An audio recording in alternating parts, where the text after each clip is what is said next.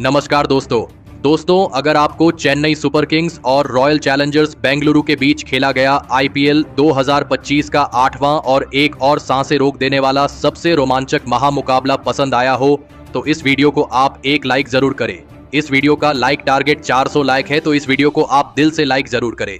दोस्तों, आईपीएल 2025 के 8वें और एक और सबसे रोमांचक महामुकाबले में आईपीएल इतिहास की दो सबसे बड़ी टीमें एक दूसरे से भिड़ी। इस बार ऋतुराज गायकवाड़ की चेन्नई सुपर किंग्स के सामने रजत पाटीदार की रॉयल चैलेंजर बेंगलुरु की टीम खड़ी थी। इस रोंगटे खड़े कर देने वाले महामुकाबले में चेन्नई के कप्तान ऋतुराज गायकवाड़ ने टॉस जीता और पहले गेंदबाजी का फैसला लिया और बेंगलुरु की टीम को पहले बल्लेबाजी के लिए आमंत्रित किया। उसके बाद रनों की बारिश करने के इरादे से बेंगलुरु के दो दिग्गज ओपनर बल्लेबाज मैदान में उतरे। फिलिप साल्ट और विश्व के सबसे महान बल्लेबाज यानी विराट कोहली के कंधों पर इस महामुकाबले में अपनी टीम को एक विस्फोटक ओपनिंग शुरुआत दिलाने की बहुत ही बड़ी जिम्मेदारी थी और बेंगलुरु की इस ओपनिंग जोड़ी ने मैदान में उतरते ही धमाकेदार बल्लेबाजी करना शुरू कर दिया। खास करके फिलिप साल्ट इस मुकाबले में चेन्नई की गेंदबाजी के लिए सबसे बड़ा खतरा साबित हो रहे थे। पारी के पहले ही ओवर में खलील अहमद को फिलिप साल्ट ने दो शानदार चौके लगाकर अपना खाता खोला था, तो वही उसके अगले ही ओवर में गेंदबाजी पर आए रविचंद्रन अश्विन को भी फिलिप साल्ट ने 3 चौके और एक लाजवाब छक्का लगा दिया था। तो वही उनके साथ बल्लेबाजी कर रहे विराट कोहली भी उनका साथ बखूबी निभा रहे थे। देखते ही देखते दोनों की साझेदारी अब 45 रनों की हो चुकी थी, लेकिन तभी गेंदबाजी पर आए नूर अहमद ने खतरनाक बल्लेबाजी कर रहे फिलिप साल्ट को महेंद्र सिंह धोनी के हाथों स्टंप आउट कर दिया। फिलिप साल्ट इस मुकाबले में 16 गेंद में 32 रनों की ताबड़तोड़ पारी खेलकर आउट हो गए। बेंगलुरु की इस ओपनिंग साझेदारी के टूटने के बाद अब देवदत्त पडिक्कल को बल्लेबाजी के लिए भेजा गया। देवदत्त पडिक्कल इस मुकाबले में एक अलग ही आत्मविश्वास के साथ बल्लेबाजी के लिए मैदान में उतरे थे और देवदत्त पडिक्कल ने आते ही चेन्नई की गेंदबाजी पर बड़े शॉट खेलना शुरू कर दिया। पारी के 7वें ओवर में गेंदबाजी पर आए रविंद्र जडेजा के एक ही ओवर में देवदत्त पडिक्कल ने 2 चौके और एक गजब का छक्का लगा दिया था, लेकिन तभी उसके अगले ही ओवर में गेंदबाजी पर आए रविचंद्रन अश्विन ने देवदत्त पडिक्कल को ऋतुराज गायकवाड़ के हाथों कैच आउट कर दिया। देवदत्त पडिक्कल 14 गेंद में 27 रन बनाकर आउट हो गए। अब कहीं ना कहीं बेंगलुरु की बल्लेबाजी दबाव में थी। चेन्नई की स्पिन गेंदबाजी इस मुकाबले में लाजवाब फॉर्म में नजर आ रही थी।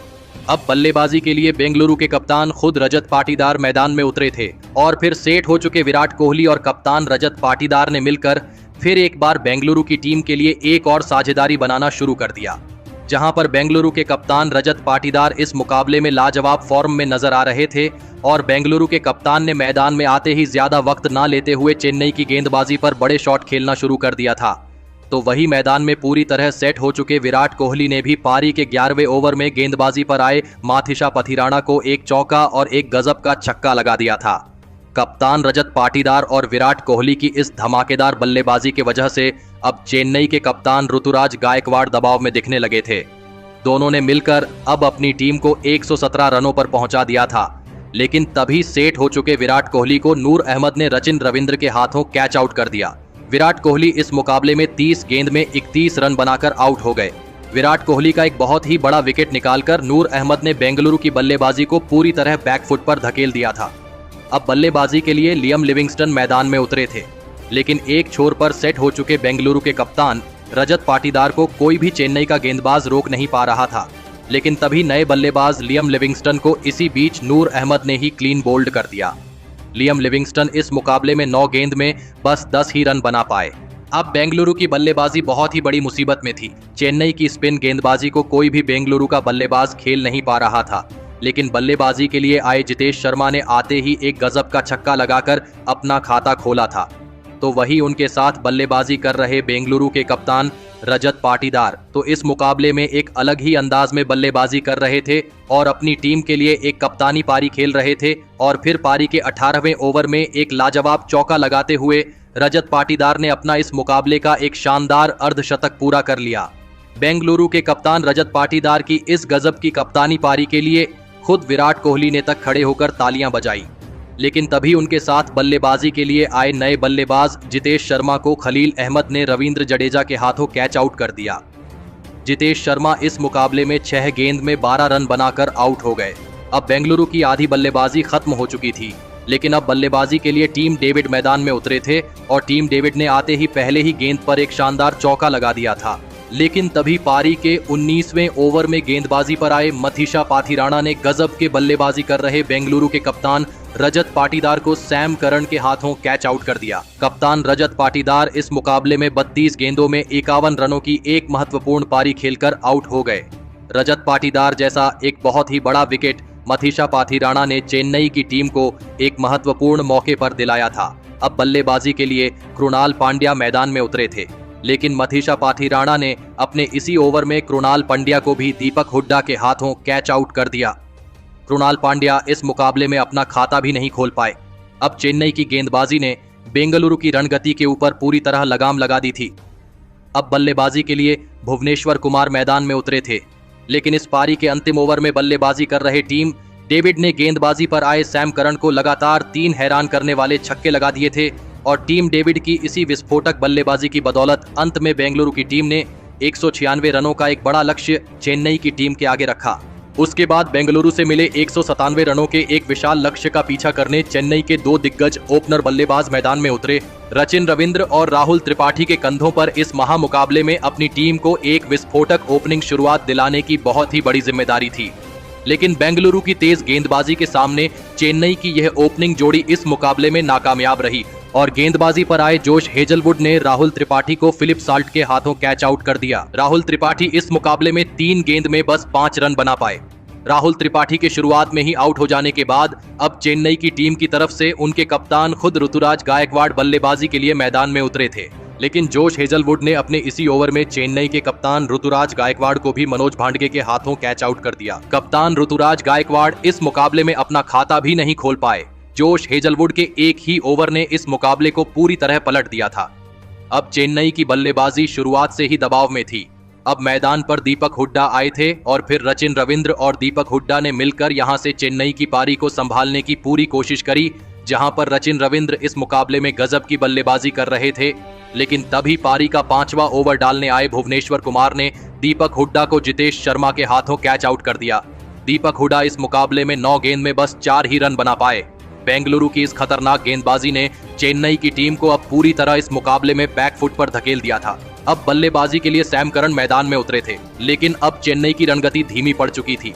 लेकिन फिर भी एक छोर से रचिन रविंद्र इस मुकाबले में अपनी टीम के स्कोर बोर्ड को रुकने नहीं दे रहे थे, लेकिन तभी उनके साथ बल्लेबाजी कर रहे सैम करन को लियम लिविंगस्टन ने कृणाल पांड्या के हाथों कैच आउट कर दिया। सैम करन इस मुकाबले में 13 गेंद में बस 8 रन बना पाए। अब चेन्नई की बल्लेबाजी बहुत ही बड़ी मुसीबत में फंस चुकी थी। बेंगलुरु के गेंदबाज किसी भी चेन्नई के बल्लेबाज को ज्यादा देर तक मैदान में टिकने नहीं दे रहे थे, लेकिन अब बल्लेबाजी के लिए शिवम दुबे मैदान में उतरे थे और फिर शिवम दुबे ने आते ही पारी के 10वें ओवर में सुयश शर्मा को एक चौका और एक लाजवाब छक्का लगाकर अपना खाता खोला था।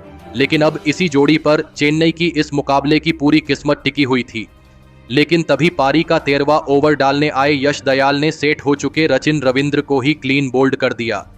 रचिन रविंद्र इस मुकाबले में 31 गेंदों में 41 रन बनाकर आउट हो गए। यश दयाल ने एक बहुत ही बड़ा विकेट चेन्नई की टीम का निकालकर चेन्नई की मुसीबत को बहुत ही ज्यादा बढ़ा दिया था। अब बल्लेबाजी के लिए रविंद्र जडेजा मैदान में उतरे थे, लेकिन यश दयाल ने अपने इसी ओवर में दूसरे छोर पर सेट हो चुके शिवम दुबे को भी क्लीन बोल्ड कर दिया। शिवम दुबे इस मुकाबले में 15 गेंद में 19 रन बनाकर आउट हो गए। अब मुकाबला चेन्नई के हाथ से निकलता जा रहा था। चेन्नई का हर एक बल्लेबाज इस मुकाबले में बेंगलुरु की गेंदबाजी के सामने असफल हो चुका था।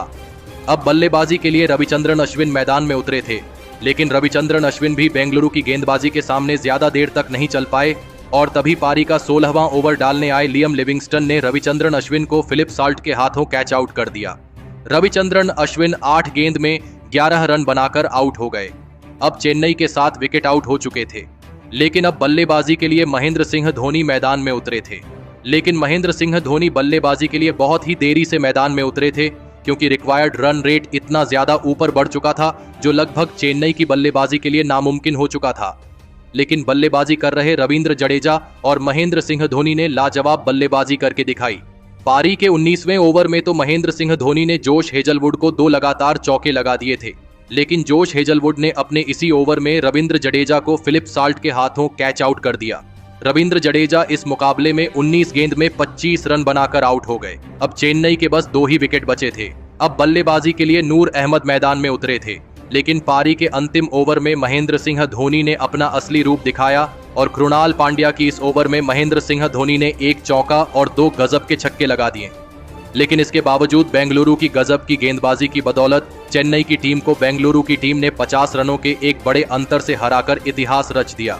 दोस्तों, चेन्नई की टीम को उन्हीं की सरजमी पर हराना किसी भी टीम के लिए लगभग नामुमकिन ही होता है, लेकिन ऐसे में बेंगलुरु की टीम ने अपनी पूरी जी जान लगाकर इस महामुकाबले में चेन्नई की टीम को अंत में मात दे दी।